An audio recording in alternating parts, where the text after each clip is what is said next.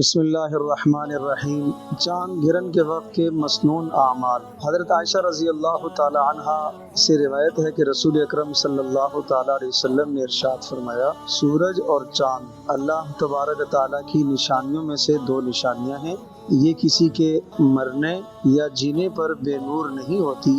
جب تم یہ دیکھو، یعنی سورج کو گرہن دیکھو یا چاند کو گرہن دیکھو، تو اللہ کا ذکر کرو اور اللہ کی بڑائی بیان کرو، نماز پڑھو اور صدقہ کرو۔ پیارے رسول صلی اللہ تعالیٰ علیہ وسلم کی مبارک تعلیمات سے ہمیں اس موقع کے چند اعمال ملتے ہیں۔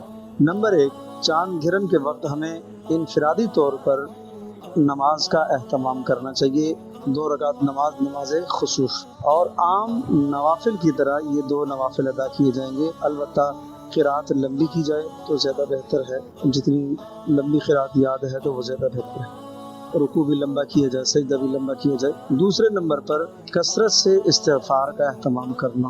تیسرے نمبر پر کثرت سے اللہ کا ذکر کرنا، اور چوتھے نمبر پر کثرت سے دعا کرنا، اور 5ویں نمبر پر صدقہ کرنا، اور 6 نمبر پر اللہ تبارک تعالیٰ سے عذاب قبر کی پناہ مانگنا۔